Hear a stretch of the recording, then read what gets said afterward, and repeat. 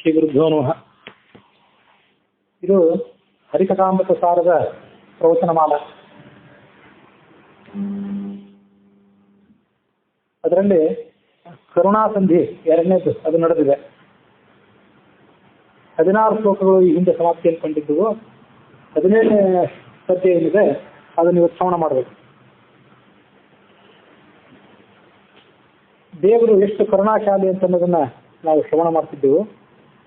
ಜನಪಮಿತ್ತಿದರೀವ ಧನವಾಹನ ವಿಭೂಷಣ ವಸನ ಭೂಮಿಯ ತನು ಮನೆಗಳಿತ್ತಾದ ಕರುಂಟೇನು ಲೋಕದೋ ಅನವರತ ನೆನೆವರ ಅನಂತಾಸನವೇ ಮೊದಲಾದ ಆಲಯದಿ ಇಟ್ಟು ಅಣುಗಲಂದದಲ್ಲಿ ಅವರ ವಶನಾಗುವ ಮಹಾಮಹಿಮಾ. ಈ ಜಗತ್ತಿನಲ್ಲಿ ಒಬ್ಬ ಭಕ್ತನಾದವನು ಅಥವಾ ಸೇವಕನಾದವನು ತನ್ನ ಮಾಲೀಕನನ್ನ ಕುರಿತು ಉಪಾಸನೆ ಮಾಡಿದರೆ, ಆತನ ಸೇವೆ ಮಾಡಿದರೆ, ರಾಜ ಮೊದಲಾದವರು ಏನಿರ್ತಾರೆ ಅವರ ಸೇವೆ ಮಾಡಿದರೆ ಏನ್ ಕೊಡ್ತಾರೆ? ಜನಪ ಅಂದ್ರೆ ರಾಜ. ಆತ ಮೆಚ್ಚಿದರೆ, ಆ ರಾಜ ಮೆಚ್ಚಿದರೆ ಈವ ಕೊಡ್ತಾನೆ. ಏನ್ ಕೊಡ್ತಾನೋ? ಧನ ವಾಹನ, ದುಡ್ಡು ಕೊಡ್ತಾನೆ, ಬೇಕಾದಷ್ಟು ದುಡ್ಡು ಕೊಡ್ತಾನೋ, ವಾಹನ ಕೊಡ್ತಾನೋ, ಆಭರಣಗಳನ್ನು ಕೊಡ್ತಾನೋ, ವಸನ ಅಂದ್ರೆ ಬಟ್ಟೆಯನ್ನು ಕೊಡ್ತಾನೋ, ಭೂಮಿ ಮನೆ ಕಟ್ಟಿಕೊಳ್ಳಿಕ್ಕೆ ಭೂಮಿಯನ್ನು ಕೊಡ್ತಾನೋ, ಮನೆಯನ್ನೇ ಕೊಡ್ತಾನೋ. ತನು ಮನೆಗಳಿತ್ತು ಆದರಿಪರುಂಟೇನೋ ಲೋಕದವಳು. ಎಷ್ಟು ದೊಡ್ಡ ಚಕ್ರವರ್ತಿ ಆದರೂ ಕೂಡ ತನ್ನ ಶರೀರವನ್ನೇ ಭಕ್ತರಿಗೆ ಕೊಡ್ಲಿಕ್ಕೆ ಸಾಧ್ಯವೇನೋ? ಮನೆಯನ್ನೇ, ತನ್ನ ಮನೆಯನ್ನೇ ಕೊಟ್ಟು ಬಿಡ್ತಾನೇನೋ? ತನ್ನ ಮನೆಯನ್ನು ಕೊಡೋದಿಲ್ಲ. ತನ್ನ ರಾಜ್ಯದಲ್ಲಿ ಬೇರೆ ಒಂದ್ ಕಡೆ ಯಾವ್ದಾದ್ರು ಮನೆ ಇದ್ರೆ ಅದನ್ನು ವಾಸ ಮಾಡಿಕೊಂಡಿರುವಂತ ಕೊಡ್ತಾನೆ. ಅದು ಬಿಟ್ಟು ತನ್ನ ಶರೀರವನ್ನೇ, ತನ್ನ ಮನೆಯನ್ನೇ ಯಾವತ್ತೂ ಕೂಡ ಆತ ಕೊಡೋದಿಲ್ಲ. ಆದ್ರೆ ಭಗವಂತ ಎಂಥ ಮಹಾಮಹಿಮಾ ಅಂದ್ರೆ ಅನವರತ ನೆನೆವರ, ನಿತ್ಯ ತನ್ನನ್ನು ಯಾರು ಉಪಾಸನೆ ಮಾಡ್ತಿರ್ತಾರೆ ಅಂಥವರನ್ನ ಅನಂತಾಸನವೇ ಮೊದಲಾದ ಆಲಯದಲ್ಲಿ ಅನಂತಾಸನ, ಶ್ವೇತದ್ವೀಪ, ವೈಕುಂಠ ಮೊದಲಾದಂಥ ಭಗವಂತನ ಲೋಕಗಳಿವೆ. ಈ ಅನಂತಾಸನ, ಶ್ವೇತದ್ವೀಪ, ವೈಕುಂಠ ಅನ್ನುವಂಥದ್ದು ಏನಿದೆ ಅದು ಒಂದು ಉಪಲಕ್ಷಣ. ಅಲ್ಲಿ ಹೇಳಿದ್ದು 3 ಲೋಕಗಳನ್ನು ಹೇಳಿರ್ಬೋದು, ವೈಕುಂಠ, ಶ್ವೇತದ್ವೀಪ, ಅನಂತಾಸನ ಅಂತ. ಎಲ್ಲಾ ಲೋಕಗಳು ಅವನದೇ. ಬ್ರಹ್ಮಲೋಕ, ಕೈಲಾಸ ಲೋಕ, ಭೂಲೋಕ, ಇವೆಲ್ಲಾ ಲೋಕವು ಅವನದೇ. ಗೋಲೋಕ, ಸೂರ್ಯಲೋಕ ಅಂತೆಲ್ಲ ಏನ್ ಹೇಳ್ತೀವಿ, ಇವೆಲ್ಲಾ ಲೋಕಗಳು ಅವನದೇ. ಅದಕ್ಕಾಗಿ ಯಾರಿಗೆ ಯಾವ ಲೋಕ ಬೇಕೋ ಆ ಲೋಕ ಕೊಡ್ತಾನೆ. ಕೈಲಾಸ ಬೇಕಾದವ್ರಿಗೆ ಕೈಲಾಸ, ಬ್ರಹ್ಮಲೋಕ ಬೇಕಾದ್ರೆ ಬ್ರಹ್ಮಲೋಕ, ವೈಕುಂಠ, ಶ್ವೇತದ್ವೀಪ, ಅನಂತಾಸನ ಮೊದಲಾದ ಲೋಕಗಳು ಬೇಕಾದ್ರೆ ಆ ಲೋಕಗಳನ್ನು ಕೊಡ್ತಾನೆ. ಅಲ್ಲಿ ಇಡ್ತಾನೆ ಈ ಭಕ್ತರನ್ನು ತಗೊಂಡೋಗಿ. ಅನುಗಲಂದದಲ್ಲಿ ಅವರ ವಶನಾಗುವ. ಚಿಕ್ಕ ಹುಡುಗನಂತೆ, ಭಕ್ತನಂತೆ, ಸೇವಕನಂತೆ ಅವರಿಗೆ ವಶನಾಗಿರ್ತಾನೆ. ಆ ಭಕ್ತರಿಗೆ ವಶನಾಗುವ ಮಹಾಮಹಿಮಾ. ಇಂಥ ಅದ್ಭುತವಾದಂಥ ಮಹಿಮಾ ಇದ್ದವನವನು. ಭಗವಂತನ ಮಾಯಾ ಏನಿದೆ ಅದು ದುರಸ್ಥೆಯ. ಭುವನ ಪಾವನ ಚರಿತ ಪುಣ್ಯ ಶ್ರವಣ ಕೀರ್ತನ ಪಾಪನಾಶನ ಕವಿ ಬೀರೀಡಿತ ಕೈರವತಲ ಶ್ಯಾಮನಿಸ್ತೀಮಾನ್ ಯುವತಿವೇಶದಿ ಹಿಂದೆ ಗೌರಿ ಧವನ ಮೋಹಿಸಿ ಕೆಡಿಸಿ ಉಳಿಸಿದ ಇವನಮಾಯವ ಗೆಲುವನಾವನು ಈ ಜಗತ್ರಯದಿ. ಭುವನ ಪಾವನ ಚರಿತ, ಅವನ ಚರಿತ್ರೆ ಎಂಥದ್ದು ಅಂತಂದ್ರೆ ಲೋಕಗಳನ್ನೆಲ್ಲ ಪವಿತ್ರಗೊಳಿಸುವಂಥ ಕಥೆ ಒಂದು. ಅವನ ಕಥೆಯನ್ನು ಕೇಳಿಬಿಟ್ರೆ ಜಗತ್ತಿನಲ್ಲಿರುವಂಥ ಈ ಅಖಂಡ ಪ್ರಪಂಚದಲ್ಲಿರುವಂಥ ಎಲ್ಲಾ ಜನರು ಪವಿತ್ರರಾಗ್ತಾರೆ. ಪುಣ್ಯಶ್ರವಣ ಕೀರ್ತನ ಅಂತ ಒಂದು ಹೆಸರು. ಪುಣ್ಯಶ್ರವಣ ಕೀರ್ತನ ಅಂತ ವಿಷ್ಣು ಸಹಸ್ರನಾಮದಲ್ಲಿ ಒಂದು ಮಾತೇ ಇದೆ. ವಿದ್ವತ್ತಮೋ ವೀರಭಯ ಪುಣ್ಯಶ್ರವಣ ಕೀರ್ತನ. ಆ ಭಗವಂತನ ಕೀರ್ತನ, ಅವನ ನಾಮಗಳನ್ನು ಹಾಡೋದೇನಿದೆ ಮತ್ತು ಆತನ ನಾಮಗಳನ್ನು ಶ್ರವಣ ಮಾಡೋದೇನಿದೆ ಇದು ಪುಣ್ಯದಾಯಕ ಅಂತ ಅದಕ್ಕೆ ಅರ್ಥ. ಹೀಗೆ ಆ ವಿಷ್ಣು ಸಹಸ್ರನಾಮದಲ್ಲಿ ಬಂದ ಶಬ್ದ ಏನಿದೆ ಆ ಶಬ್ದವನ್ನು ಇಡಿಯಾಗಿ ಜಗನ್ನಾಥದಾಸರು ಇದರಲ್ಲಿ ಸ್ವೀಕಾರ ಮಾಡಿದ್ದಾರೆ. ಪುಣ್ಯಶ್ರವಣ ಕೀರ್ತನ, ಪಾಪನಾಶನ, ಕವಿಭೀರೀಡಿತಂ ಕಲ್ಮಷಾಪಹಂ ಅಂತ ಗೋಪಿಗೀತ. ಈ ಭಾಗವತದಲ್ಲಿ ಬಂದಂಥ ಗೋಪಿಗೀತ ಏನಿದೆ ಅದರಲ್ಲಿ ಬಂದಂಥ ಒಂದು ಶಬ್ದ ಇದೆ. ಕವಿಗಳು ಅಂದ್ರೆ ಕೇವಲ ಕವನ ಬರೆಯೋರು, ಪದ್ಯ ಬರೆಯೋರು ಅಂತ ಅರ್ಥ ಅಲ್ಲ. ನಿಜವಾದ ಅರ್ಥ ಅದಕ್ಕೆ ಜ್ಞಾನಿಗಳು ಅಂತ. ಆ ಜ್ಞಾನಿಗಳು ಈತನನ್ನು ಸ್ತೋತ್ರ ಮಾಡ್ತಾರೆ. ನಿಜವಾಗಿಯೂ ಭಗವಂತನನ್ನು ಸ್ತೋತ್ರ ಮಾಡಲಿಕ್ಕೆ ಯಾರಿಗಾದ್ರೂ ಶಕ್ತಿ ಇದ್ರೆ ಅದು ಜ್ಞಾನಿಗಳಿಗೆ ಅಷ್ಟೇ. ಅಜ್ಞಾನಿಗಳಾದವರಿಗೆ ಭಗವಂತನ ಗುಣಗಳ ಪೂರ್ಣ ಪರಿಚಯನೇ ಇರೋದಿಲ್ಲ. ಅದರಿಂದ ಅದನ್ನು ಅವರಿಗೆ ಸ್ತೋತ್ರ ಮಾಡಲಿಕ್ಕೂ ಸಾಧ್ಯ ಆಗೋದಿಲ್ಲ. ಕೈರವದಲ ಶ್ಯಾಮ. ಕೈರವ ಅಂತಂದ್ರೆ ಚೆನ್ನೈದಿಲೆ, ನೀಲ ಬಣ್ಣದ ಕಮಲ, ಅದರ ದಳ ಅಂದ್ರೆ ಒಂದು ಎಲೆ, ಅದರಂತೆ ಶ್ಯಾಮ, ನೀಲವರ್ಣದ ಕಾಂತಿ ಇದ್ದವನು. ನಿಸ್ಸೀಮ, ಆತನ ವೈಭವ ಏನಿದೆ ಅದು ನಿಸ್ಸೀಮವಾಗಿದೆ, ಅದಕ್ಕೊಂದು ಅಂತ್ಯವೇ ಇಲ್ಲ. ಏನೇನು ಮಾಡಿದ ಅಂತಂದ್ರೆ, ಯುವತಿ ವೇಷದಿ ಹಿಂದೆ ಗೌರಿ ಧವನ ಮೋಹಿಸಿ ಕೆಡಿಸಿ ಉಳಿಸಿದ. ಯಾವಾಗ ಯಾವ ಥರ ವೇಷ ತಾಳ್ತಾನೆ, ಯಾವಾಗ ಯಾರನ್ನು ಕೆಳಗೆ ಬೀಳಿಸ್ತಾನೆ, ಯಾವಾಗ ಯಾರನ್ನು ಮೇಲೆ ಕೂಡಿಸ್ತಾನೆ, ಯಾವಾಗ ಯಾರನ್ನು ಕುರಿತು ತಪಸ್ಸು ಮಾಡ್ತಾನೆ, ಯಾವಾಗ ಯಾರನ್ನು ಕುರಿತು ವರ ಪಡ್ಕೋತಾನೆ. ಒಮ್ಮೆ ವರ ಕೊಡ್ತಾನೆ, ಒಮ್ಮೆ ತಾನೇ ವರ ಸ್ವೀಕಾರ ಮಾಡ್ತಾನೆ. ವರ ಒಮ್ಮೆ ಕೊಡ್ತಾನೆ ಒಬ್ಬರಿಗೆ, ಮತ್ತೊಮ್ಮೆ ಅವ್ರ ಮೂಲಕವೇ ತಾನೇ ವರ ಸ್ವೀಕಾರ ಮಾಡ್ತಾನೆ. ಅವನೇನು ಮಾಡಿದ ಅಂತಂದ್ರೆ, ಇದೆಲ್ಲ ಭಾಗವತ ಹರಿವಂಶ ಮೊದಲಾದ ಗ್ರಂಥಗಳಲ್ಲಿದೆ. ಗೌರಿಧವನ ಮೋಹಿಸಿ ಕೆಡಿಸಿದ. ಈ ಸಮುದ್ರ ಮಥನ ಆಗುವಾಗ ಅಮೃತ ಹುಟ್ಟಲ್ಲ, ಆ ಅಮೃತವನ್ನ ದೈತ್ಯರು ಅಪಹಾರ ಮಾಡಿಬಿಟ್ರು. ಇದೆಲ್ಲ ಅಮೃತ ನಮಗೆ ಬೇಕು, ನಾವಿದನ್ನು ದೇವತೆಗಳಿಗೆ ಕೊಡೋದಿಲ್ಲ ಅಂತ ಕೂತ್ಕೊಂಡ್ಬಿಟ್ರು. ಆಗ ಅವ್ರ ಕಡೆಯಿಂದ ಅಮೃತ ಕಿತ್ಕೊಳ್ಳೋದು ಹೇಗೆ? ಅದಕ್ಕಾಗಿ ಭಗವಂತ ಏನು ಮಾಡಿದ, ಮೋಹಿನಿ ರೂಪ ತಾಳಿದ. ಮೋಹಿನಿ ರೂಪ ತಾಳಿ ಆ ದೈತ್ಯರ ಬಳಿಗೆ ಹೋದ, ಅಮೃತವನ್ನು ಇಲ್ಲಿ ಕೊಡಿ, ನಾನು ನಿಮ್ಗೆಲ್ಲರಿಗೂ ಬಡಿಸ್ತೇನೆ ಅಂದ. ಇಂಥ ಅದ್ಭುತ ಸೌಂದರ್ಯ ಇದ್ದಂಥ ಲಲನೆ ನಮ್ಗೆ ಬಡಿಸ್ತಾಳೆ ಅಂದ್ರೆ, ಇನ್ನು ನಮ್ಮಲ್ಲಿ ಯಾರೋ ಕುರೂಪ ಮುಖ ಇದ್ದವರು, ಕೆಟ್ಟ ಮುಖ ಇದ್ದವರು ಊಟ ಕೂತ್ಕೊಳ್ಳೋದು, ಮತ್ತೊಬ್ಬ ಕೆಟ್ಟ ಮುಖ ಇದ್ದವನು ಬಡಿಸೋದು. ಯಾಕಕ್ಕೆ? ಇಂಥ ಸುಂದರಿ ಬಡಿಸ್ತಾಳೆ ಅಂದ್ರೆ ನಮ್ಮದು ಒಂದು ಭಾಗ್ಯವೇ. ಉಣ್ಣುವ ಅಮೃತನೂ ಅಷ್ಟೇ ಅದ್ಭುತವಾದದ್ದು, ಬಡಿಸೋರು ಅಷ್ಟೇ ಅದ್ಭುತವಾದವರು ಅಂತ ಭಾರಿ ಸಂತೋಷ ಆಯ್ತಾ ರಾಕ್ಷಸರಿಗೆ. ಆಗಲಿ ನೀನು ಬಡಿಸೋದವ್ರು ಏನು ತೊಂದರೆ ಇಲ್ಲ ಅಂದರು. ಹೀಗೆ ಆ ಒಂದು ಮೋಹಿನಿ ರೂಪವನ್ನು ತೋರಿಸಿದೆ. ಮುಂದೊಮ್ಮೆ ಶಿವ ನನಗೂ ಆ ಮೋಹಿನಿ ರೂಪ ತೋರಿಸು ಅಂತ ಕೇಳ್ಕೊಂಡಿದ್ದೆ. ಮೋಹಕ ಅದು, ಬೇಡ ಅಂತಂದೆ ಪರಮಾತ್ಮ. ಇಲ್ಲ ನೋಡಬೇಕು ಅಂತಂದೆ, ಶಿವ ಹಠ ಮಾಡಿದೆ. ಭಗವಂತ ಅವರಿಗೆ ಮತ್ತೊಮ್ಮೆ ಮೋಹಿನಿ ರೂಪವನ್ನು ತೋರಿಸಿದಾಗ ಆ ಮೋಹಿನಿ ರೂಪವನ್ನು ನೋಡಿ ಶಿವನ ಮನಸ್ಸು ಚಂಚಲ ಆಯಿತು ಅಂತ ಒಂದು ಕಡೆ ಪುರಾಣದಲ್ಲಿದೆ. ಇದಿಷ್ಟೇ ಕಥೆ ಅಂತ ತಗೊಳ್ಬಾರ್ದು, ಮತ್ತೂ ಕಥೆ ಇದೆ.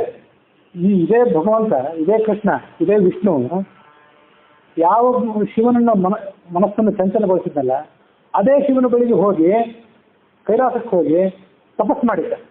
ಇದರ ಹರಿವಂಶದಲ್ಲಿ ಬಂದಿತ್ತು. ಒಂದು ಕಡೆ ತಾನು ಅವನ ಮನಸ್ಸನ್ನು ಚಂಚಲಗೊಳಿಸಿದೆ ಅಂತ ತೋರಿಸ್ಕೊತಾನೆ, ಮತ್ತೊಂದು ಕಡೆ ಅವನ ಬಳಿಗೆ ಹೋಗಿ ಅವನನ್ನೇ ಕುರಿತು ತಪಸ್ ಮಾಡಿ ಯಾಕೆ ತಪಸ್ ಮಾಡಿದೆ ಅಂತ ಕೇಳ್ಕೊತಾನೆ. ಇದೇ ಕೃಷ್ಣ ಹೋಗಿ ಶಿವನ ಕುರಿತು ತಪಸ್ ಮಾಡಿದ. ಶಿವ ಕೇಳಿದೆ, ಯಾಕೆ ತಪಸ್ ಮಾಡಿದೆ? ನನಗೆ ಮಗ ಆಗಬೇಕು, ಅದಕ್ಕಾಗಿ ನಾನು ರುಕ್ಮಿಣಿ ಇಬ್ಬರು ತಪಸ್ ಮಾಡ್ತಿದ್ದೇವೆ ಅಂತ ಹೇಳಿದೆ. ಅದೇ ಶಿವನ ಅನುಗ್ರಹದಿಂದಲೇ ಈ ಕೃಷ್ಣನಿಗೆ ಪ್ರದ್ಯುಮ್ನ ಅನ್ನುವಂಥ ಮಗ ಜನಿಸಿದೆ. ಹೀಗೆ ಒಮ್ಮೆ ತಾನೇ ವರ ಕೊಡ್ತಾನೆ, ಒಮ್ಮೆ ತಾನೇ ವರ ಸ್ವೀಕಾರ ಮಾಡ್ತಾನೆ. ಯಾಕೆಂದ್ರೆ ಎಲ್ಲ ಕಡೆ ಇರೋವನು ಅವನೇ, ಶಿವನೊಳಗೂ ಅವನೇ ಇದ್ದಾನೆ, ವಿಷ್ಣುವಿನೊಳಗೂ ಅವನೇ ಇದ್ದಾನೆ, ಬ್ರಹ್ಮನೊಳಗೂ ಅವನೇ ಇದ್ದಾನೆ. ಬ್ರಹ್ಮಣಿ ಬ್ರಹ್ಮರೂಪೋಸೌ ಶಿವರೂಪ ಶಿವೇಶ್ಚಿತ ಅಂತ ಶಾಸ್ತ್ರದ ಮಾತೇ ಇದೆ. ಈ ಹರಿವಂಶ ಅನ್ನೋ ಗ್ರಂಥ ಅಂತೂ ಏನಿತ್ತಲ್ಲ, ಆ ಗ್ರಂಥವೇ ಭಗವಂತನ ಪ್ರತಿಮಾ ಇದ್ದಂತೆ ಅಂತ ವರ್ಣನೆ ಬಂದಿತ್ತಲ್ಲಿ. ಅವಾಗ ಕೇಳಿದವರಿಗೆ ನೆನಪಿದ್ರೆ ಸರಿ, ಯಾರು ಅವಾಗ ಕೇಳಿಲ್ಲ ಅವರ ಅವಗಾಹನೆಗಾಗಿ ಮತ್ತೊಮ್ಮೆ ಇದನ್ನು ಹೇಳಬೇಕಂತ ಅಪೇಕ್ಷೆ ಪಡ್ತೀನಿ. ಪ್ರತೀಕ ಅಂದ್ರೆ ಏನು? ಪ್ರತೀಕ ಅಂದ್ರೆ ಪ್ರತಿಮಾ ಅಂತ ಅರ್ಥ. ನಾವು ಲೋಹದ ಪ್ರತಿಮೆಯನ್ನು ಮಾಡಿ ಅದರಲ್ಲಿ ಭಗವಂತನ ಸನ್ನಿಧಿಯನ್ನ ಶಾಸ್ತ್ರೋಕ್ತ ವಿಧಾನಗಳ ಮೂಲಕ ಆವಾಹನೆ ಮಾಡಿಕೊಂಡು ಅದನ್ನು ಪೂಜೆ ಮಾಡ್ತೇವೆ. ಲೋಹದ್ದು, ಶಿಲೆಯದ್ದು, ಮಣ್ಣಿಂದು, ರಂಗೋಲಿ, ಇಲ್ಲ 10-11 ಥರದ ಪ್ರತಿಮೆಗಳಿದೆ ಅಂತ ಭಾಗವತದಲ್ಲಿ ಒಂದು ಕಡೆ ಇದೆ. ಬಣ್ಣ ಹಚ್ಚಿ ಬಣ್ಣವನ್ನು ಲೇಪನ ಮಾಡಿ ಪ್ರತಿಮೆ ಮಾಡ್ತೀವಲ್ಲ, ಅದು ಕೂಡ ಅಂದ್ರೆ ಗೋಡೆ ಮೇಲೆ ಪೇಂಟಿಂಗ್ ಮಾಡ್ತೀವಲ್ಲ, ಅದು ಕೂಡ ಒಂಥರದ ಪ್ರತಿಮೆ. ಇತ್ತೀಚೆಗೆ ಆ ಗೋಡೆಗಳ ಮೇಲೆ ಬಣ್ಣಗಳನ್ನ ಹಚ್ಚಿ ಅದನ್ನ ಉಪಾಸನೆ ಮಾಡೋದ್ರಲ್ಲಿ ಕಡಿಮೆ. ಹಳೆಯ ಕಾಲದಲ್ಲಿ ಗುಹೆಗಳಲ್ಲಿ, ಅಜಂತ ಎಲ್ಲರೂ ಅಂತ ಗುಹೆಗಳಲ್ಲಿ, ಬಾದಾಮಿ ಗುಹೆಗಳಲ್ಲಿ ಗೋಡೆಗಳ ಮೇಲೆ ಬಣ್ಣಗಳ ಮೂಲಕ ಭಗವಂತನ ಚಿತ್ರಗಳನ್ನ ಚಿತ್ರಣ ಮಾಡ್ತೀವಿ. ಅದು ಒಂದು ಪ್ರತೀಕವೇ. ರಂಗೋಲಿ ಹಾಕ್ತಾರಲ್ಲ, ರಂಗೋಲಿ ಹಾಕಿ ಸುಮ್ಮನೆ ಸಂತೋಷ ಪಡ್ಲಿಕ್ಕಾಗಿ ರಂಗೋಲಿ ಅಲ್ಲ ಅದು. ರಂಗೋಲಿ ಅಂದ್ರೆ ಭಗವಂತನ ಅದು ಪ್ರತೀಕ, ಅದು ಭಗವಂತನ ಪ್ರತಿಮಾ. ಅಲ್ಲಿ ಭಗವಂತನ ಸಾನ್ನಿಧ್ಯ ಇದೆ, ಭಗವಂತನ ಎಲ್ಲ ಪರಿವಾರ ದೇವತೆಗಳು, ಭಗವಂತನ ಅಖಂಡ ಸಾನ್ನಿಧ್ಯ ಅಲ್ಲಿದೆ ಅಂತ ತಿಳ್ಕೊಳ್ಬೇಕು. ಹೀಗೆ ರಂಗೋಲಿ, ಆಮೇಲೆ ಬಣ್ಣ ಹಚ್ಚುವಿಕೆ, ಪೇಂಟಿಂಗ್ ಆಗಲಿ, ಮತ್ತೆ ಮಣ್ಣಿನ ಪ್ರತಿಮೆಗಳು, ಲೋಹದ ಪ್ರತಿಮೆಗಳು, ಶಿಲೆಯ ಪ್ರತಿಮೆಗಳು, ಕಟ್ಟಿಗೆಯ ಪ್ರತಿಮೆಗಳು, ಹೀಗೆ ಅನೇಕ ಥರದ ಪ್ರತಿಮೆಗಳು ಭಗವಂತನಿಗೆ. ಅದರಂತೆ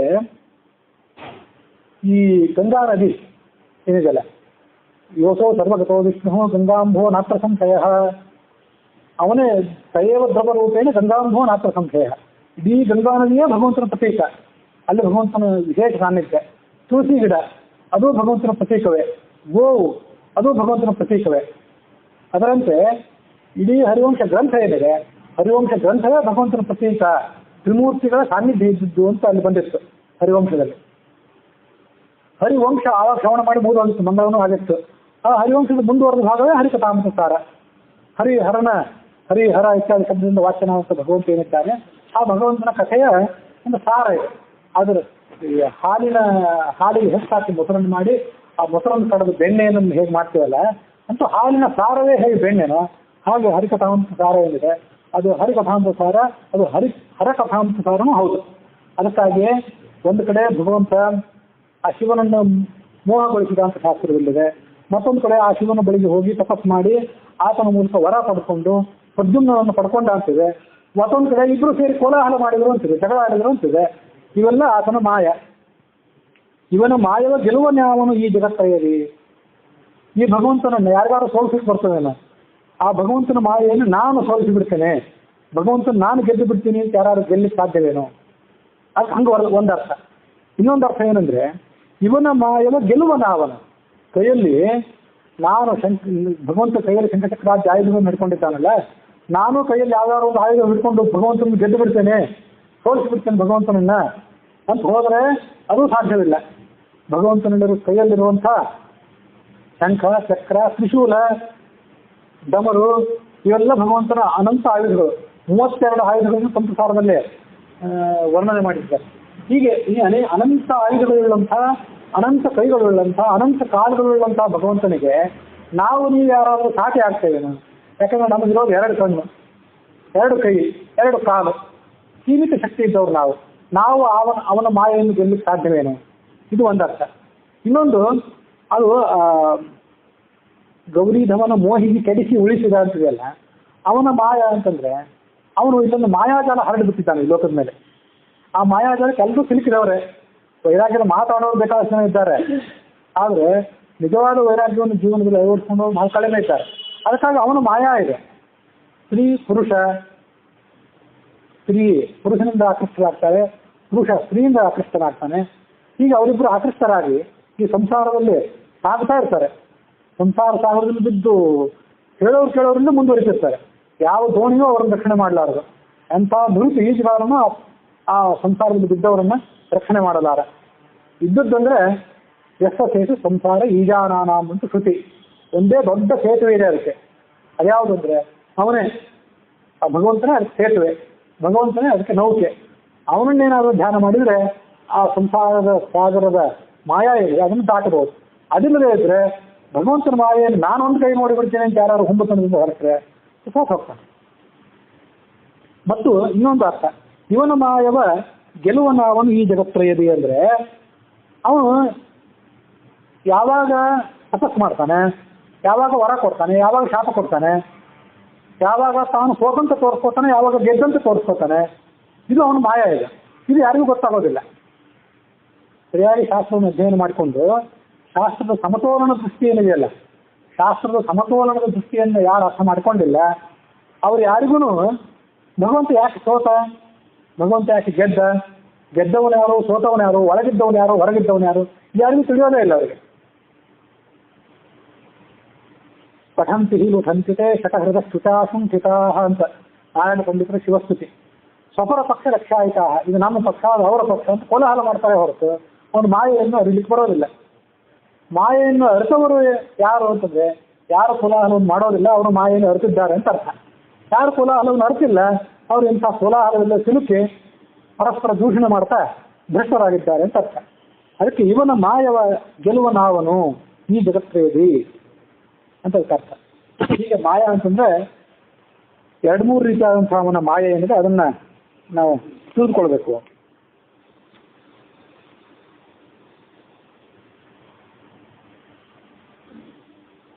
ಮಾಯಾಂತು ಪ್ರಕೃತಿ ವಿಧಿ ಮಾಯನಂತು ಮಹೇಶ್ವರಂ ಅಂತ ಶ್ವೇತಾಶ್ವತರ ಉಪನಿಷತ್ತು. ಮಾಯಾ ಅಂದ್ರೆ ಯಾವುದು? ಮಾಯಾ ಅಂದ್ರೆ ಇಂದ್ರಜಾಲ ಅಲ್ಲ, ಅದು ಸುಳ್ಳಲ್ಲ. ಅದು ಇಂದ್ರಜಾಲದಲ್ಲಿ ಕಣ್ಣು ಕಟ್ಟು ಮಾಡಿ ಏನೋ ಮಾಡಿ ಬಿಟ್ಬಿಡ್ತಾರೆ, ಈಗ ತೋರಿಸ್ತಾರೆ ಮುಂದಿನ ಕ್ಷಣದಲ್ಲಿ ಇರೋದಿಲ್ಲ. ಅದು ಹಾಗಲ್ಲ. ಮಾಯಾಂತು ಪ್ರಕೃತಿ ವಿಧಿ, ಭಗವಂತನ ಅಧೀನವಾದಂತಹ ಲಕ್ಷ್ಮಿ ಅಥವಾ ಪಾರ್ವತಿ ಉಮಾ ಇತ್ಯಾದಿ ಶಬ್ದದಿಂದ ವಾಸ್ತವಾದಂತಹ ಪ್ರಕೃತಿ ಏನಿದೆಯಲ್ಲ, ಆ ಪ್ರಕೃತಿಗೆ ಮಾಯಾ ಅಂತ ಹೇಳ್ತಾರೆ. ಮಾಯಿನಂತೂ ಮಹೇಶ್ವರಂ, ಅದು ಶಬ್ದ ಗಮನಿಸಬೇಕು. ಒಂದ್ ಕಡೆ ಮಾಯಾ ಅಂತ ಶಬ್ದವನ್ನು ಹೇಳಿದ್ದಾರೆ. ಮಾಯಾ ಅಂತ ಶಬ್ದ ನೋಡಿ ಎಲ್ಲೋ ಒಂದು ಕಡೆ ಕೋಶದ ತೆಗೆದು ನೋಡ್ಬಿಟ್ರೆ ಮಾಯಾ ಅಂದ್ರೆ ಲಕ್ಷ್ಮೀ ದೇವಿ ಅಂತ ಅರ್ಥ ಕೊಡ್ತದೆ. ಹಾಗಾಗಿ ಮಾಯಾ ಅಂದ್ರೆ ಲಕ್ಷ್ಮೀ ದೇವಿನೇ, ಅದು ಪಾರ್ವತಿಗೆ ಉಮೆಗೆ ಅನ್ವಯ ಆಗುವಂತ ಶಬ್ದ ಅಲ್ಲ ಅಂತ ಯಾರೋ ಭ್ರಮಿಸ್ತಾರೆ. ಅಲ್ಲಿ ಮುಂದಿರೋ ಶಬ್ದ ನೋಡಿ, ಮಾಯನಂತೂ ಮಹೇಶ್ವರಂ ಅಂತಿದೆ. ಆ ಮಾಯಾದೇವಿ ಅಧಿಪತಿ ಯಾರು? ಅವನಿಗೆ ಮಹೇಶ್ವರ ಅಂತ ಹೇಳಿದ್ರು. ಅವನಿಗೆ ನೀವು ಮಹೇಶ ಅನ್ನಿರಿ, ಮಹೇಶ್ವರ ಅನ್ನಿರಿ, ಈಶಾ ಅನ್ನಿರಿ, ಈಶ್ವರ ಅನ್ನಿರಿ, ಅವನನ್ನು ಶಿವ ಅನ್ನಿರಿ, ಹರ ಅಂದ್ರಿ, ಹರಿ ಅಂದ್ರಿ, ಏನಂದ್ರು ಅವನೇ ಮಾಯಿ ಅಂತ ಮಾಯಾವನ್ನು ತನ್ನ ಕೈಯಲ್ಲಿ ಇಟ್ಕೊಂಡು ಆ ಮಾಯೆಯನ್ನು ಜಗತ್ತಿನ ಮೇಲೆ ಹರಡಿ ಜಗತ್ತನ್ನೆಲ್ಲ ತಮ್ಮ ಕೈಗೊಂಬೆ ಅಂತ ಕುಣಿಸ್ತಾನಲ್ಲ, ಅವನೇ ನಿಜವಾದ ಮಾಯಿ. ಮುಂದೆ ಪಾಪ ಕರ್ಮವನ್ನು ಕ್ಷಮಿಸಲಿಕ್ಕೆ ಭಗವಂತ ಯಾವತ್ತೂ ಒಂದು ಹೆಜ್ಜೆ ಮುಂದೆ ಅಂತ ಅದನ್ನು ತಿಳಿಸ್ತಾ ಇದ್ದಾರೆ. ಪಾಪ ಕರ್ಮವ ಸಹಿಸುವರೆ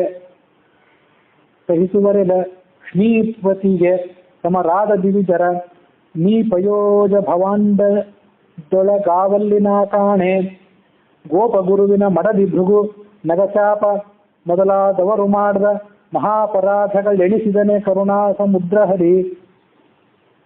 ನಾವೆಲ್ಲರೂ ಪಾಪ ಮಾಡೇ ಮಾಡ್ತಿರ್ತೇವೆ. ನಮಗೆ ಯಾವಾಗ ಕ್ಷಮೆ, ಈ ಪಾಪಗಳೆಲ್ಲ ಪರಿಹಾರ ಆಗೋದು ಯಾವಾಗ? ಒಂದು ಪಾಪ ಮಾಡಿರ್ತೇವೆ, ಆ ಪಾಪವನ್ನು ಸಹಿಸಲಿಕ್ಕೆ ಒಂದು ಜನ್ಮ ತಾಳ್ತೀವಿ. ಆ ಜನ್ಮ ತಾಳಿದಾಗ ಅಲ್ಲಿ ಏನು ಜನ್ಮ ತಾಳಿದಾಗ ಮತ್ತೊಂದಿಷ್ಟು ಪಾಪಗಳನ್ನು ಮಾಡ್ತೀವಿ, ಅದ್ರ ಫಲವಾಗಿ ಮತ್ತೊಂದಿಷ್ಟು ಜನ್ಮ. ಹೀಗೆ ಇದಕ್ಕೊಂದು ಪರಿಹಾರವೇ ಇಲ್ಲ. ಹೀಗೆ ನಾವು ಕರ್ಮ ಮಾಡ್ತಾ ಹೋದ್ರೆ ನಾವು ಈ ಕರ್ಮದ ಸಂಕೋಲೆಯನ್ನು ಕಳಿಸ್ಕೊಳ್ಳೋದು ಯಾವಾಗ ಅಂತ ಒಮ್ಮೊಮ್ಮೆ ನಮಗೆ ಭಯ ಬರೋದಿಲ್ಲ. ಒಳ್ಳೆ ಲಕ್ಷಣವೇ ಭಯ ಬಂದ್ರೆ. ಯಾಕೆಂದ್ರೆ ಯಾರಿಗೆ ತಾವು ಸಿಲುಕಿ ಬಿದ್ದಿರುವಂತಹ ಸಂಸಾರದ ಬಗ್ಗೆ ಚಿಂತನೆ ಇಲ್ಲ, ಅವ್ರಿಗೆ ಭಯನೇ ಬರೋದಿಲ್ಲ. ಭಯ ಬರ್ತಿಲ್ಲ ಅಂತಂದ್ರೆ ಅದು ಅವ್ರಿಗೆ ಇನ್ನೂ ಅವ್ರು ಎಚ್ಚೆತ್ಕೊಂಡಿಲ್ಲ ಅಂತ ಅರ್ಥ. ಭಯ ಬಂದಿದೆ ಅಂತ ಎಚ್ಚೆತ್ಕೊಂಡಿದ್ದಾರೆ. ನಮಗೆ ಯಾವಾಗ ಭಗವಂತ ಕಾಣ್ತಾನೆ, ನಮ್ಮನ್ನ ಆತ ಯಾವಾಗ ಉದ್ಧಾರ ಮಾಡ್ತಾನೆ, ನಮ್ಮ ಪಾಪಗಳಿಗೆ ಪರಿಹಾರ ಯಾವಾಗ ಅಂತ ನಮಗೊಂದು ಏನೋ ಆಲೋಚನೆ ಬಂದಿದೆ ಅಂತಂದ್ರೆ ಸ್ವಲ್ಪ ಕಣ್ ತೆರೆದಿದ್ದೇವೆ ಅಂತ ಅರ್ಥ. ಮಗು ಅಳ್ಲಿಕ್ಕೆ ಪ್ರಾರಂಭ ಮಾಡಿದೆ ಅಂದ್ರೆ ಜೀವಂತ ಇದೆ ಅಂತ ತಾಯಿ ಆ ಮಗುವಿನ ಹೆತ್ತ ಅಪ್ಪ ಬಂಧು ಬಾಂಧವ ಸಂತೋಷ ಪಡ್ತಾರೆ. ಹಾಗೆ ನಾವು ಸ್ವಲ್ಪ ಅಳಬೇಕು. ಹೆಂಗೆ ಮಾಡಲ್ಲಯ್ಯ ಕೃಷ್ಣ ಹೋಗುತ್ತಿದ್ದ ಆಯುಷ್ಯ ವ್ಯರ್ಥ ಅಂತ ಅಳಬೇಕು. ಹತ್ತಿರ ಭಗವಂತ ನನ್ನ ಶಿಶು ನಾನೇನು ಹುಟ್ಟಿದ್ದೇನಲ್ಲ ಈ ಮಗುವನ್ನ ಸ್ವಲ್ಪ ಎಚ್ಚೆತ್ಕೊಂಡಿದೆ, ಇನ್ನು ಸ್ವಲ್ಪ ಹೇಗಾರು ಮಾಡಿ ಉದ್ಧಾರ ಮಾಡಬೇಕು ಅಂತ ಆತ ಮನಸ್ಸು ಮಾಡ್ತಾನೆ. ಅದ್ರ ಪಾಪಗಳನ್ನೆಲ್ಲ ಕ್ಷಮೆ ಮಾಡಬೇಕು ಅಂತ ಆತ ಮನಸ್ಸು ಮಾಡ್ತಾನೆ. ಅದಕ್ಕೊಂದು ಭರವಸೆ ದಾಸರು ಕೊಡ್ತಾರೆ. ದೊಡ್ಡವರು ಚಿಕ್ಕವ್ರಿಗೆ ಭರವಸೆ ಕೊಡ್ತಿರ್ತಾರೆ, ಏನು ವಿಚಾರ ಮಾಡಬೇಡ್ರಿ, ನೀವು ಕಟ್ಟಿದ ಪರೀಕ್ಷೆಗಳು, ನೀವು ಮಾಡ್ತಿರುವಂಥ ಸಾಧನೆ, ಯಾವುದೋ ಒಂದು ಜೀವನದಲ್ಲಿ ಏನೋ ಒಂದು ಶುದ್ಧ ಸಾಧನೆ ಮಾಡಿ ಅವ್ರ ಮೂಲಕ ಯಾವುದೋ ಒಂದು ನೌಕರಿಯನ್ನು ಮತ್ತೊಂದೇನೋ ಪಡ್ಕೊಂಡು ಆ ಮೂಲಕ ಜೀವನದಲ್ಲಿ ಮುಂದೆ ಹೋಗ್ಬೇಕು ಅಂತ ಪ್ರಯತ್ನ ಪಡ್ತಿರ್ತಾರೆ ಕೆಲವರು. ಹೇಗೆ ಮಾಡೋದು ಅಂತ ದೊಡ್ಡ ಚಿಂತೆ. 1ನೇ ಕ್ಲಾಸಿಗೆ ಆಗತಾನೆ ಸೇರಿರುವಂಥ ಮಗು ಹೇಗೆ SSLC ಏನು ಮಾಡೇನು, PUC ಮಾಡೋದು ಯಾವಾಗ, ನಾನು ಪದವೀಧರ ಆಗೋದು ಯಾವಾಗ, ನೌಕರಿ ಹಿಡಿಯೋದು ಯಾವಾಗ ಅಂತ ಚಿಂತೆ ಮಾಡ್ತಿರ್ತದೆ. ಯಾಕಂದ್ರೆ ಅದು ತಲೆಯಲ್ಲಿ ತುಂಬಿರ್ತಾರೆ ಎಲ್ಲರೂ. ನೀನು ನೋಡು ಅಲ್ಲಿದ್ದಾರಲ್ಲ ಅವ್ರ ಥರ ನೀನು ಡಾಕ್ಟರ್ ಆಗಬೇಕು, ಇಂಜಿನಿಯರ್ ಆಗಬೇಕು ಅಂತ ಯಾರ್ಯಾರು ಉದಾಹರಣೆ ಕೊಡ್ತಿರ್ತಾರೆ. ಅದಕ್ಕಾಗಿ ಅದಕ್ಕೆ ಚಿಂತೆ ಶುರುವಾಗಿರ್ತದೆ.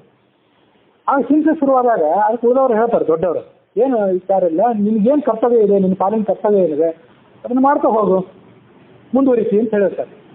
ಹಾಗೆ ದೊಡ್ಡವರು ಚಿಕ್ಕವರಿಗೆ ಹೇಗೆ ಭರವಸೆ ಕೊಡ್ತಾರಲ್ಲ, ಆ 1ನೇ ಕ್ಲಾಸಿನ ಟೀಚರು 2ನೇ ಕ್ಲಾಸಿನ ಟೀಚರು ಹೇಗೆ ಮಕ್ಕಳಿಗೆ ಭರವಸೆ ಕೊಡ್ತಾರಲ್ಲ, ಅದರಂತೆ ದಾಸರು ನಮಗೆ ಭರವಸೆ ಕೊಡ್ತಾರೆ. ಏನಂತ, ಪಾಪ ಕರ್ಮಗಳನ್ನು ಸಹಿಸಲಿಕ್ಕೆ ಅತಿ ಶ್ರೇಷ್ಠನಾದಂಥ ವ್ಯಕ್ತಿ ಯಾರಾದರೂ ಇದ್ದರೆ ಅಥವಾ ಭಗವಂತ. ನೀವು ಯಾವ ಕರ್ಮವನ್ನು ಪೂರ್ಣವಾಗಿ ಮಾಡ್ಲಿಕ್ಕೆ ಸಾಧ್ಯ, ಯಾವ್ದಾದ್ರು ಕರ್ಮವನ್ನು ಪೂರ್ಣವಾಗಿ ಮಾಡ್ಲಿಕ್ಕೆ ಸಾಧ್ಯ ಏನು? ಸಂಧ್ಯಾವನ್ನು ಸರಿಯಾಗಿ ಮಾಡಿರೇನು, ದೇವ ಪೂಜೆ ಸರಿಯಾಗಿ ಮಾಡ್ಲಿಕ್ಕೆ ಸಾಧ್ಯ ಏನು? ಯಾವ್ದಾದ್ರು ಪಾರಾಯಣವನ್ನ ಸಾಂಗವಾಗಿ ಯಾರೂ ತಪ್ಪಿಲ್ಲದೆ ಮಾಡಿದೆ, ಶಾಸ್ತ್ರ ಹೇಳಿದಂತೆ ನಾನು ಮಾಡಿಬಿಟ್ಟೆ ಅಂತ ಇದೇ ತಪ್ಪಲಿಕ್ಕೆ ಸಾಧ್ಯವೇನು? ಇಲ್ಲ. ಯಾವ ಕೆಲಸವನ್ನು ನಾವು ಪೂರ್ಣವಾಗಿ ಮಾಡ್ಲಿಕ್ಕೆ ಆಗೋದಿಲ್ಲ. ಹಾಗಂತ ಹೇಳಿ ನೀವೆಲ್ಲ ದುಷ್ಟರಿದ್ದೀರಿ, ನಿಮಗೆ ಕರ್ಮಗಳನ್ನು ಸರಿಯಾಗಿ ಮಾಡ್ಲಿಕ್ಕೆ ಆಗಲಿಲ್ಲ, ಎದ್ದು ಹೋಗ್ರಿ, ಹಾಳಾಗಿ ಹೋಗ್ರಿ ಅಂತ ಭಗವಂತ ನಿಮಗೆ ಶಾಪ ಕೊಡೋದಿಲ್ಲ. ಇವತ್ತು ಏಕಾದಶಿ, ಕಳೆದ ಬಾರಿ ಏಕಾದಶಿ ಇತ್ತಲ್ಲ, ಅವಾಗ ಒಂದು ಸಾರಸ್ಯ ಆಗಿತ್ತು. ಈಗ ನಿನ್ನೆ ಸ್ಮಾರ್ತರಿಗೆ ಏಕಾದಶಿ, ಇವತ್ತು ಭಾಗವತರಿಗೆ ಮತ್ತು ವೈಷ್ಣವರಿಗೆ ಇಬ್ಬರಿಗೂ ಏಕಾದಶಿ ಹೇಗಿದೆಯಲ್ಲ, ಕಳೆದ ಸಾರಿ ಇನ್ನೂ ಸ್ವಲ್ಪ ವಿಚಿತ್ರ ಆಗಿಬಿಟ್ಟಿತ್ತು. ವೈಷ್ಣವರಿಂದ 2 ಏಕಾದಶಿ ಆಗಿಬಿಟ್ಟಿದ್ದು. ಈ ಭಾನುವಾರದ ದಿವಸ ಉತ್ತರಾದಿ ಮಠ, ಈ ರಾಘವೇಂದ್ರ ಸ್ವಾಮಿ ಮಠ, ವ್ಯಾಸರಾಜ ಮಠ, ಇವೆಲ್ಲ ಕೆಲವು ಮಠಗಳಿಗೆ ಮತ್ತು ಸ್ಮಾರ್ತರಿಗೆ ಇದೆಲ್ಲರಿಗೂ ಭಾನುವಾರ ದಿವಸ ಏಕಾದಶಿ ಇತ್ತು. ಸೋಮವಾರ ದಿವಸ ದುರ್ಗಣಿತ ಪಂಚಾಂಗವನ್ನು ವಿಸರ್ಜನೆ ಮಾಡೋರು. ಉಡುಪಿಯಲ್ಲೇ 8 ಮಠ ಇದೆ. ಆ 8 ಮಠದಲ್ಲೇ ಮತ್ತೆ 4 ಇದೆ. ಇದನ್ನ ಯಾಕೆ ಹೇಳ್ತಿದ್ದೇನೆ ಅಂತಂದ್ರೆ, ಅವಾಗೊಂದು ಚರ್ಚೆ ನಡೆಯಿತು.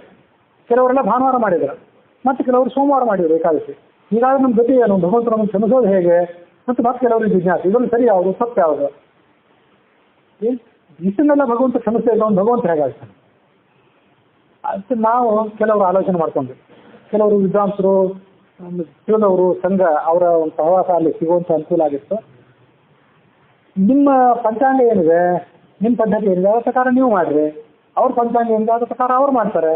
ಏಕಾದಶಿ ಒಂದು ಉದಾಹರಣೆ ಕೊಟ್ಟೆ ಅಷ್ಟೇ.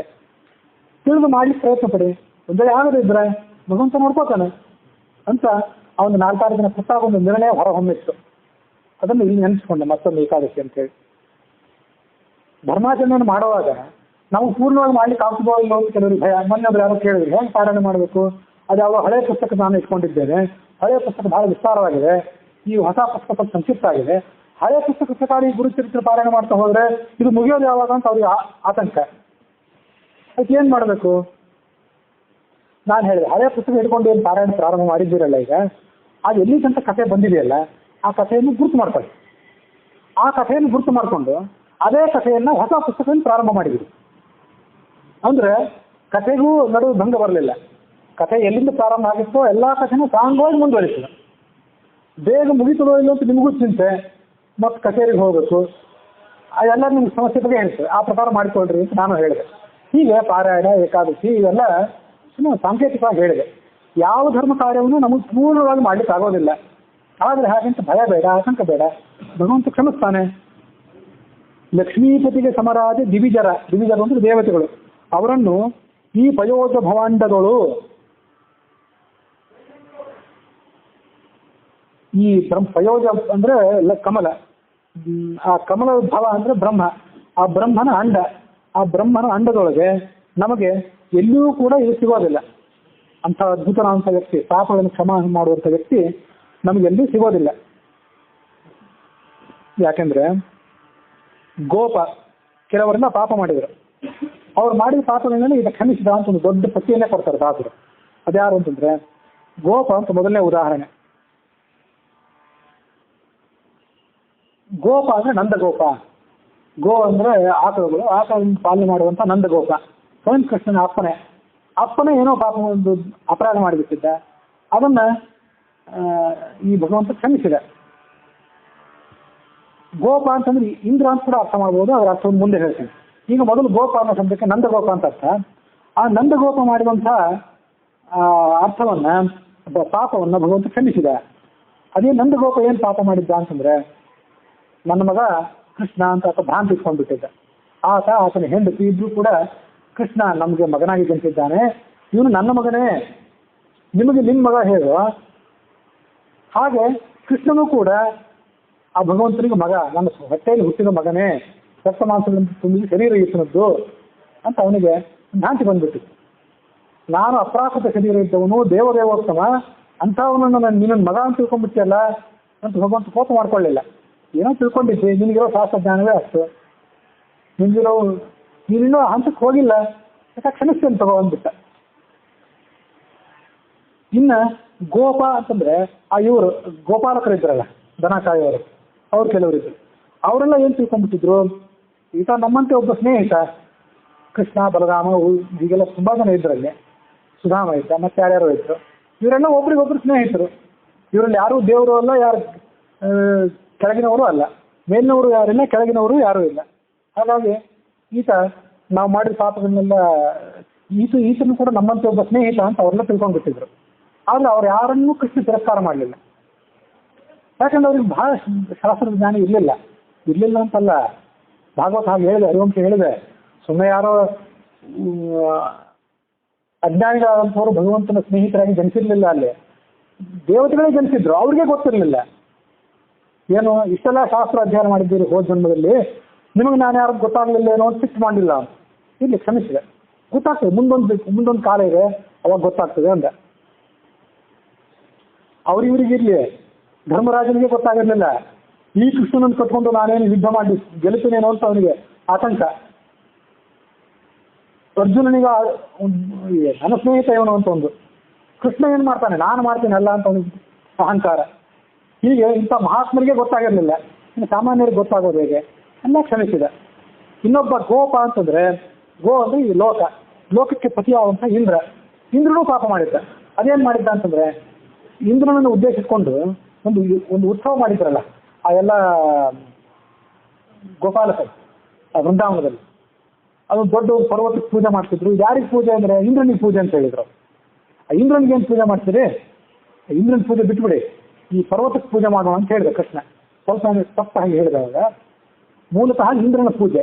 ಇಂದ್ರನಿಗೆ ಯಾಕೆ ಪೂಜೆ ಅಂದ್ರೆ, ಇಂದ್ರ ಮಳೆ ಕರೀತಾನೆ, ಈ ಜಗತ್ತಿಗೆ ಮಳೆ ಬರೋದು, ಸಸ್ಯ ಬೆಳೆಯೋದು ಎಲ್ಲನೂ ಇಂದ್ರನಿಂದ್ರೆ, ಅದಕ್ಕಾಗಿ ಇಂದ್ರನಿಗೆ ಪೂಜೆ ಮಾಡಬೇಕು ಅಂತ ಇಂದ್ರನಿಗೆ ಪೂಜೆ ಮಾಡಲಿಕ್ಕೆ ಅವ್ರು ಪ್ರಾರಂಭ ಮಾಡಿದ್ರು.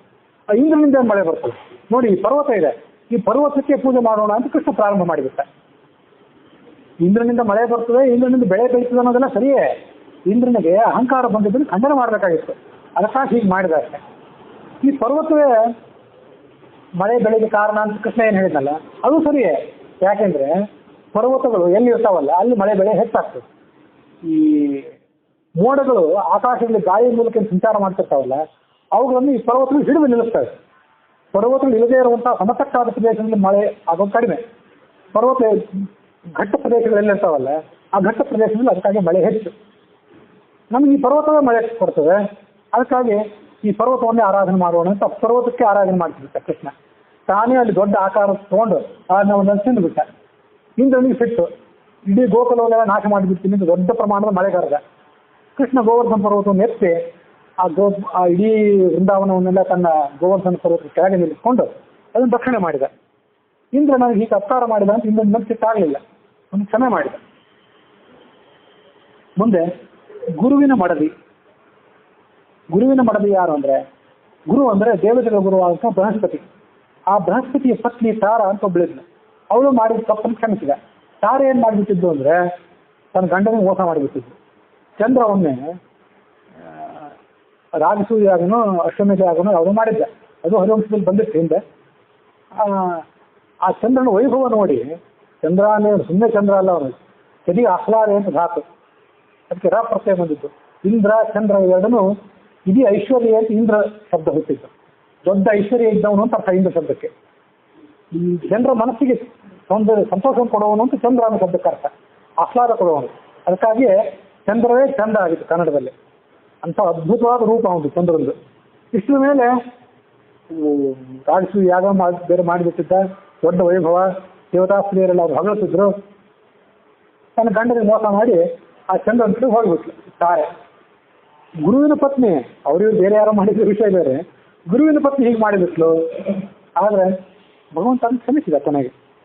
ಒಮ್ಮೊಮ್ಮೆ ಯಾವಾಗ ಆಗ್ತದೆ, ಮನುಷ್ಯನಿಗೆ ಆಗ್ತದೆ, ದೊಡ್ಡ ವಿಷಯ ಅಲ್ಲ. ಮನುಷ್ಯ ಅಂದ್ರೆ ಈ ಭೂಲೋಕದಲ್ಲಿ ಹುಟ್ಟಿದಂಥ ಮನುಷ್ಯ ಅಂತ ಅರ್ಥ ಅಲ್ಲ. ಮನು ಅಂದ್ರೆ ಯಾರು ಭಗವಂತನನ್ನು ತಿಳ್ಕೊಳ್ಳೋ ಮಾರ್ಗದಲ್ಲಿ ಇರ್ತಾರಲ್ಲ, ಮನು ಅಂದ್ರೆ ತಿಳ್ಕೊಳ್ಳೋದಂತ ಅರ್ಥ. ಯಾರು ಭಗವಂತನ ತಿಳ್ಕೊಳ್ಳೋ ಮಾರ್ಗದಲ್ಲಿ ಹಂತ ಹಂತವಾಗಿ ಮೇಲೆ ಏರ್ತಾ ಹೋಗ್ತಿರ್ತಾರೆ, ಮೇಲುವವರಿಗೆ ಕೆಳಗೆ ಇಳಿಯೋದು ಸಹಜ. ಇದು ಹಾವು ಏಣಿ ಆಟ ಇದ್ದಂತೆ, ಒಂದ್ಸರಿ ಏನು ಸಿಗ್ತದೆ ಮೇಲೆ ಹತ್ತಿ ಹೋಗ್ತದೆ, ಮುಂದೆ ಹೋಗೋತ್ತಿಗೆ ಹಾವಿರ್ತದೆ, ಇದ್ದದ್ದು ಹಾವು ಅಂತ ಗೊತ್ತಾಗೋದಿಲ್ಲ, ಕೆಳಗೆ ಬಂದು ಬೀಳ್ತಾರೆ. ಯಾರು ಭಗವಂತನನ್ನು ತಿಳ್ಕೊಳ್ಳುವ ಹಂತದಲ್ಲಿ ನಿಧಾನವಾಗಿ ಏರ್ತಾ ಹೋಗ್ತಿರ್ತಾರೆ, ಅವ್ರಿಗೆಲ್ಲರಿಗೂ ಈ ಏರಿಳಿತಗಳು ಸಹಜ. ಅದಕ್ಕಾಗಿ ಕ್ಷಮಿಸ್ತೇನೆ ಹೋಗಿ ಅಂತ ಭಗವಂತನ ತಿಳಿಸ್ಬಿಟ್ಟ ಆ ತಾರೆಯನ್ನು. ಮತ್ತು ಗುರು ಅಂದ್ರೆ ದಶರಥನ ಪತ್ನಿ ಕೈಕೈಯನ್ನು ಅವನಿಗೆ ಅಪರಾಧ ಮಾಡಿದ್ಲು, ಅವನನ್ನು ಕಾಡಿ ಕಳಿಸಿದ್ಲು. ಆದ್ರೆ ಕೈಕೈ ಮೇಲೆ ಆತ ದ್ವೇಷ ಇಟ್ಕೊಳ್ಳಿಲ್ಲ, ಕೈಕೈಯಲ್ಲಿ ಕ್ಷಮಿಸಿದ, ತಾನೂ ಕ್ಷಮಿಸಿದ. ಲಕ್ಷ್ಮಣನಿಗೂ ಕೂಡ ಕೈಕೈ ಮೇಲೆ ಸಿಟ್ಟು ಮಾಡಬೇಡ ಅಂತ ಹೇಳಿದ. ಎಲ್ಲಕ್ಕಿಂತ ಹೆಚ್ಚಾಗಿ ಭರತ ಶತ್ರುಘ್ನರು ಕಾಡಿಗೆ ಬಂದಾಗ ತನ್ನನ್ನು ಕರ್ಕೊಂಡು ಹೋಗ್ಬೇಕಂತ ಬಂದ್ರಲ್ಲ, ನಿನ್ನ ತಾಯಿ ಮೇಲೆ ಸಿಟ್ಟು ಮಾಡಬೇಡಪ್ಪ ಅಂತ ಭರತನಿಗೆ ಸಮಾಧಾನ ಹೇಳಿದ. ಅಂಥ ಕ್ಷಮಾಶೀಲನಾದನು. ಇದು ನೋಡಿ, ತಾರೆ ಅಪರಾಧ ಮಾಡಿದ್ದು ಯಾರಿಗೆ? ಮತ್ತೆ ಯಾರಿಗೂ ಅಪರಾಧ ಮಾಡಿದ್ದು, ತನ್ನ ಗಂಡನಿಗೆ ಮೋಸ ಮಾಡಿಲ್ಲ, ತನಗೇನು ಮೋಸ ಮಾಡಲಿಲ್ಲ. ತನಗೆ ತನ್ನನ್ನೇ ಕಾಡಿ ಯಾರು ಕಳಿಸಿದ್ಲೋ ಅಂಥ ಕೈಯಲ್ಲೇ ಆತ ಕ್ಷಮಿಸಿದೆ. ಇದು ಇರೋದು ಇದೆಲ್ಲ. ಒಂದ್ಸರಿ ಮೋಸ ಮಾಡ್ತಾರೆ, ಒಂದ್ಸರಿ ಪ್ರೀತಿ ಮಾಡ್ತಾರೆ, ಒಂದ್ಸರಿ ಒಳ್ಳೆ ಮಾತಾಡ್ತಾರೆ, ಮತ್ತೊಂದ್ಸರಿ ಕೆಟ್ಟ ಮಾತಾಡ್ತಾರೆ. ಇದನ್ನೆಲ್ಲ ಮನಸ್ಸನ್ನು ಇಟ್ಕೊಳ್ತಾ ಕೂತ್ಕೊಳ್ಳೋದಾದ್ರೆ ಈ ಜಗತ್ತು ನಡೆಯೋದು ಹೇಗೆ ಅಂತ ತೋರಿಸ್ಕೊಟ್ಟ. ತಾನು ವೈಕುಂಠದಲ್ಲಿ ಇರ್ತಾನೆ, ತಾನು ಕೈಲಾಸದಲ್ಲಿ ಇರ್ತಾನೆ, ತಾನು ಬ್ರಹ್ಮ ವಿಷ್ಣು ಮಹೇಶ್ವರ ರೂಪ, ತನಗೇನೂ ಆಗೋದಿಲ್ಲ. ಇವ್ರು ಯಾರು ಏನು ಮಾಡಿದ್ರು ಆ ವೈಕುಂಠದಲ್ಲಿ ಇದ್ದವನು ಕರ್ಕೊಂಡ್ಬಂದು ನೀವೇನಾದ್ರು ಅವನಿಗೆ ಹಾನಿ ಮಾಡ್ಲಿಕ್ಕೆ ಸಾಧ್ಯವೇನು? ಕೈಲಾಸದಲ್ಲಿ ಇದ್ದವನಿಗೆ ಏನಾದರೂ ನೀವು ಅಪಚಾರ ಬಗ್ಲಿಕ್ಕೆ ಸಾಧ್ಯವೇನು? ಇಲ್ಲ. ಆದರೆ ಈ ಸಂಸಾರದಲ್ಲಿ ಹುಟ್ಟಿ ಬಂದಿದ್ನಲ್ಲ ಅವನು, ಹುಟ್ಟಿ ಬಂದಾಗ ಅವನಿಗೆ ಅಪಚಾರ ಮಾಡಿಬಿಟ್ಲು ಅವಳು, ಕೈ ಕಾಡಿಗೆ ಓಡಿಸಿಬಿಟ್ಲು. ಆ ಕಾಡಿನಲ್ಲಿ 14 ವರ್ಷ ಇದ್ದು ಅಲ್ಲೇ ಯಾವ್ದಾದ್ರು ಹುಲಿ ಪ್ರಾಣಿಗಳ ರಾಕ್ಷಸರ ಬಾಯಿ ಸಿಕ್ಕು ಹಾಳಾಗೋದು ಅಪೇಕ್ಷೆ ಬೇರೆ ಇರ್ತೇನ. ಆದರೆ ಎಲ್ಲನೂ ಕ್ಷಮಿಸಿದೆ. ಯಾಕಂದ್ರೆ ನಮ್ಮ ಸುತ್ತಮುತ್ತಲಿರೋರು ಇದ್ದಾರಲ್ಲ, ಅವರಿಗೆ ಈ ಎಲ್ಲ ಸಹಜ ಸ್ವಭಾವ. ಅವರಿಗೆ ನಾವು ಗಂಡ ಅಂತ ಹೆಸರು ಕೊಡ್ತೇವೆ, ಹೆಂಡತಿ ಅಂತ ಹೆಸರು ಕೊಡ್ತೇವೆ, ಮಕ್ಕಳು ಮೊಮ್ಮಕ್ಕಳು ಅಂತ ಹೆಸರು ಕೊಡ್ತೇವೆ. ಎಲ್ಲ ಹೆಸರು ಅಷ್ಟೇ ಬೇರೆ. ಇರೋ ಡಬ್ಬಿ, ಆ ಡಬ್ಬಿ ಒಳಗಿನ ಸಾಮಾನೆಲ್ಲ ಒಂದೇ. ಮೇಲೆ ಏನಿರ್ತೋ ಹೆಸರು ಕೊಟ್ಟು ಬಿಟ್ಟಿರ್ತೀವಿ ನಮ್ಮ ಅನುಕೂಲಕ್ಕೆ ತಕ್ಕಂಗೆ. ಒಳಗಿರೋದೆಲ್ಲ ಒಂದೇ ಹೂರ್ಣ. ಹಾಗಾಗಿ ಇವರು ಮಾಡಿದ್ದನ್ನೆಲ್ಲ ಕ್ಷಮಿಸಬೇಕು ಅಂತ ಜಗತ್ತಿಗೆ ಒಂದು ಸಂದೇಶ ಕೊಟ್ಟ. ಆ ಥರ ತಾನು ಬಾಯಿ ಬದುಕಿದೆ. ಭೃಗುವಿನ ಅಪರಾಧವನ್ನು ಕೂಡ ಕ್ಷಮಿಸಿದಂತೆ. ಗೋಪ ಗುರುವಿನ ಮಡದಿ ಭೃಗು ಋಷಿ ಮಾಡಿದ ಅಪರಾಧವನ್ನು ಕ್ಷಮಿಸಿದ. ಹೇಗೆ ಕ್ಷಮಿಸಿದ ಅಂತಂದ್ರೆ, ಆ ಭೃಗು ಋಷಿ ಹೋಗಿ ಭಗವಂತನ ಎದೆಗೆ ಒದ್ದು ಬಿಟ್ಟ.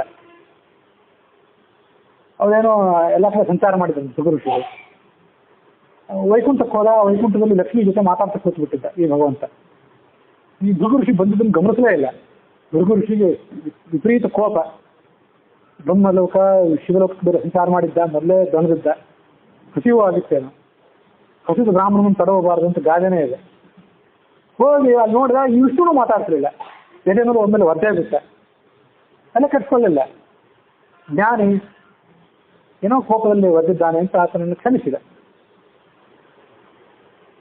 ಮತ್ತು ಅವನಿಗೆ ಎಂಥ ಅನುಗ್ರಹ ಮಾಡಿಬಿಟ್ಟ ಅಂತಂದ್ರೆ, ಅವನನ್ನು ತಗೊಂಡು ಹೋಗಿ ಮಹರ್ಷಿ ನಾಮ್ ಭೃಗುರುಹಂ ಅಂತ ಗೀತಾದಲ್ಲಿ ಹೇಳಿಬಿಟ್ಟ. ಈ ಭಗವದ್ಗೀತಾದಲ್ಲಿ 10ನೇ ಅಧ್ಯಾಯದಲ್ಲಿ ಅನೇಕ ವಿಭೂತಿ ರೂಪಗಳನ್ನು ವರ್ಣನೆ ಮಾಡ್ತಾರೆ. ಎಲ್ಲ ಪರ್ವತಗಳಲ್ಲಿ ಹಿಮಾಲಯ ಪರ್ವತ ಶ್ರೇಷ್ಠ. ಯಾಕೆಂದ್ರೆ ಹಿಮಾಲಯ ಪರ್ವತ ನನ್ನ ಸನ್ನಿಧಾನ ಇದೆ. ಅಶ್ವತ್ಥ ಸರ್ವ ವೃಕ್ಷಾಣ, ಅದೆಲ್ಲ ಮುಂದೆ ಈಗ ಹರಿಕಥಾಮೃತದಲ್ಲಿ ಬರೋದಿದೆ. ಎಲ್ಲ ವೃಕ್ಷಗಳಲ್ಲೂ ನಾನು ಅಶ್ವತ್ಥ. ಯಾಕೆ? ಅಶ್ವತ್ಥ ವೃಕ್ಷ ಶ್ರೇಷ್ಠ ಅನ್ಸ್ಕೊಳ್ಳಿಕ್ಕೆ ಅಂತ ನಾನು ಅಲ್ಲಿದ್ದೇನೆ. ಐರಾವತಂ ಮತ್ತು ಆನೆಗಳಲ್ಲಿ ಐರಾವತ ಶ್ರೇಷ್ಠ. ಯಾಕೆಂದ್ರೆ ನಾನಿದ್ದೇನೆ ಅಂತೆಲ್ಲ ಹೇಳ್ಬಹುದು. ಅದರಂತೆ ಮಹರ್ಷಿಗಳಲ್ಲಿ ನಾನು ಭೃಗು ಅಂತ ಭೃಗುವಿನ ಸ್ಥಾನ ಕೊಟ್ಟುಬಿಟ್ಟ. ಭೃಗುವಿಗೆ ಅಷ್ಟು ಮಹತ್ವ ಸ್ಥಾನ ಕೊಟ್ಟು ಆ ಭೃಗುವಿನಲ್ಲಿ ತಾನಿದ್ದು ಆತನ ಮೂಲಕ ಜಗತ್ತಿಗೆ ಅನುಕೂಲ ಆಗುವಂತೆ ಮಾಡಿದ.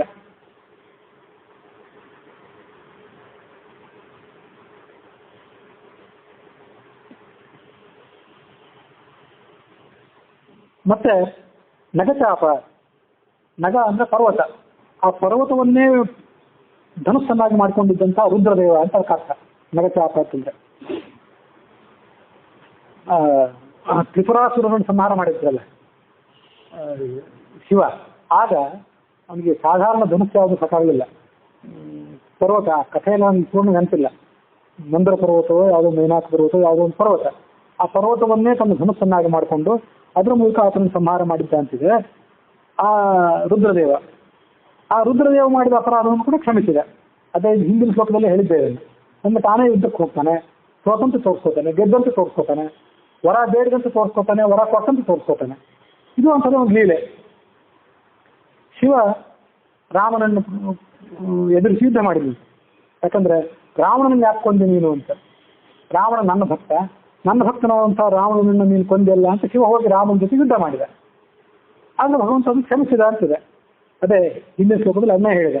ಕೆಲವೊಮ್ಮೆ ತಾನು ಯುದ್ಧಕ್ಕೆ ಹೋದಂತೆ ತೋರಿಸ್ಕೋತಾನೆ, ಸೋತಂತೆ ತೋರಿಸ್ಕೋತಾನೆ, ಒಮ್ಮೆ ಗೆದ್ದಂತೆ ತೋರಿಸ್ಕೋತಾನೆ. ನಾವ್ಯಾರೋ ಇವನು ಗೆದ್ದು ಬಿಟ್ಟ, ಅವ್ನು ಸೋತು ಬಿಟ್ಟ, ಅವ್ನು ಮೇಲಿನವನು ಇವ್ನು ಕೆಳಗಿನವನು ಅಂತ ನಾವು ತಾಳೆ ತಪ್ಪಿ ನಗುತ್ತಿರ್ತೇವೆ. ಅದಕ್ಕೆ ಇವನ ಮಾಯ ಇದು. ಎಲ್ಲೋ ಗೆದ್ದ, ಒಮ್ಮೆ ಸೋತ, ಒಮ್ಮೆ ಶಾಪ ಕೊಟ್ಟ, ಒಮ್ಮೆ ವರ ಕೊಟ್ಟ ಅಂತ ಏನಿದೆಯಲ್ಲ, ಇವನ ಮಾಯವ ಗೆಲುವನಾವನು ಈ ಜಗತ್ತರೆಯಲಿ. ಮಾಯೆಯಲ್ಲಿ ಯಾರು ಅರಿತಿಲ್ಲ ಅವರು ಅದನ್ನ ಸರಿಯಾಗಿ ಅರ್ಥ ಮಾಡ್ಕೊಳ್ಳೋದಿಲ್ಲ. ಹೀಗೆ ಇವರು ಮೊದಲಾದವರು ಅಂತಿದೆ. ಈ ಮೊದಲಾದವರು ಏನು ಪಾಪ ಮಾಡಿದ್ರು ಆ ಪಾಪಗಳನ್ನೆಲ್ಲ ಕ್ಷಮಿಸ್ತಾನೆ. ಅವರು ಮಾಡೋದು ಇಲ್ಲೇ. ಎಷ್ಟೋ ಜನ ಭಗವಂತನ ಭಕ್ತರಾದವರು ನಿತ್ಯ ಎಷ್ಟೋ ಪಾಪಗಳನ್ನು ಮಾಡ್ತಿರ್ತಾನೆ. ಭಗವದ್ಗೀತಾದಲ್ಲಿ ಹಾಗೆ ಮಾತೇ ಇದೆ. ಅತಿ ಚೇತ್ ಸುದುರಾಚಾರೋ ಭಜತೆ ಮಾಮನನ್ಯ ಭಾತ್ ಸಾಧುರೇವ ಸಮಂತವ್ಯ ಸಮ್ಯಕ್ ವ್ಯವಸಿತೋ ಹಿತಃ. ಅತಿ ಚೇತ್ ಸುದುರಾಚಾರ, ನೋಡ್ಲಿಕ್ಕೆ ಕೆಟ್ಟ ಆಚರಣೆಗಳು. ಏನ್ರಿ ಅವ್ರು ಸಂಧ್ಯಾವಂದನ ಮಾಡೋದಿಲ್ಲ, ಅವ್ರು ಅಲ್ಲಿ ತಿಂತಾರೆ, ಅವರು ಯಾವುದೇ ಥರದ ಆಚರಣೆಗಳನ್ನ ಇಟ್ಕೊಂಡಿಲ್ಲ, ಸರಿಯಾದ ವೇಷಭೂಷವೂ ಇಲ್ಲ, ಹಣೆ ಮೇಲೊಂದು ನಾಮವೂ ಇಲ್ಲ, ವಿಭೂತಿಯೂ ಇಲ್ಲ, ನಾಮವೂ ಇಲ್ಲ ಅಂತ ನಮಗೆ ಕಾಣಿಸ್ತದೆ, ದುರಾಚಾರಿ ಕಾಣಿಸ್ತದೆ. ಆದರೆ ಅವ್ರು ಒಳಗಿನ ಸ್ವರೂಪ ಗೊತ್ತಿರೋದಿಲ್ಲ. ಭಜತೇನಾಂ ಅನನ್ಯ ಭಾಗ. ಅವರು ದುರಾಚಾರ ಮಾಡಿದ್ದು ಹೊರಗಿನ ಕಣ್ಣಿಗೆ ಕಾಣಿಸೋಂಗಿರ್ತದೆ. ಭಗವಂತನ ಧ್ಯಾನ ಮಾಡ್ತಿರ್ತಾರಲ್ಲ, ಅದನ್ನವರು ಧ್ಯಾನ ಮಾಡುವಂತೆ ಕಾಣಿಸ್ಕೊಳ್ಳೋದಿಲ್ಲ. ಅವ್ರ ಕೈಯಲ್ಲಿ ಜಪಮಣಿ ಇರೋದಿಲ್ಲ. ಒಳಗೆ ಅಂತರಂಗದಲ್ಲಿ ಭಗವಂತನ ಜಪ ಮಾಡ್ತಿರ್ತಾರೆ. ಅವ್ರು ಜಪ ಮಾಡಿದ ಬೇರೆಯವ್ರಿಗೆ ಗೊತ್ತೇ ಆಗೋದಿಲ್ಲ. ಇವ್ರಿಗೇನು ಭಗವಂತ ನಾಮ ಗೊತ್ತಿದೆಯೋ ಇಲ್ಲ, ಎಂದಾದ್ರೂ ದೇವಸ್ಥಾನಕ್ಕೆ ಬರ್ತಾರೋ ಇಲ್ಲ ಅಂತ ಉಳಿದವ್ರು ತಿರಸ್ಕಾರ ಮಾಡ್ತಿರ್ತಾರೆ. ಆದರೆ ಸಾಧುರೇವ ಸಮಂತವ್ಯ ಅಂಥವ್ರನ್ನ ತಿರಸ್ಕಾರ ಮಾಡಬೇಡಿ. ಸಾಧುರೇವ, ಆತ ಮಹಾ ಸಾಧು, ನಿಜವಾದ ಸಾಧು ಅಂದ್ರೆ ಆತನೇ. ಸಮ್ಯಕ್ ವ್ಯವಸ್ಥಿತೋಹಿತ, ವ್ಯವಸ್ಥಾ, ನಿಜವಾದ ವ್ಯವಸ್ಥಾ. ಭಗವಂತನಲ್ಲಿ ಸ್ಥಿರವಾದ ಮನಸ್ಸನ್ನು ಇಟ್ಟವನು ಯಾರಾದ್ರೂ ಇದ್ರೆ ಅವನು. ಅದಕ್ಕಾಗಿ ಆಡಿದವ್ರ ಪಾಪ ಮಾಡಿದವ್ರ ಪಾಪ ಆಡಿದವರಲ್ಲಿ ಅಂತೇನಂತಾರಲ್ಲ, ಯಾರೋ ಏನೋ ಮಾಡಿದ್ರು ಸುಮ್ಮನೆ ಏನೋ ನಾಯಿ ನಮ್ಮ ನಾಲಿಗೆಯನ್ನು ಹರಿಬಿಟ್ಟು ಯಾರನ್ನಾರು ನಿಂದನೆ ಮಾಡಬೇಡಿ, ಪಾಪಕ್ಕೆ ನೀವು ಗುರಿ ಆಗಬೇಡಿ. ಅದು ನೋಡ್ಲಿಕ್ಕೆ ಭಗವಂತ ಇದ್ದಾನೆ. ಯಾರ ಕೈಯಿಂದ ಯಾವಾಗ ಏನು ಮಾಡಿಸ್ಬೇಕು ಅದನ್ನು ಮಾಡಿಸಿ ಅವ್ರನ್ನ ಉದ್ಧಾರ ಮಾಡ್ತಾನೆ. ನೀವು ಸುಮ್ಮನೆ ಇರಿ ಅಂತ ಹೇಳ್ತಾರೆ.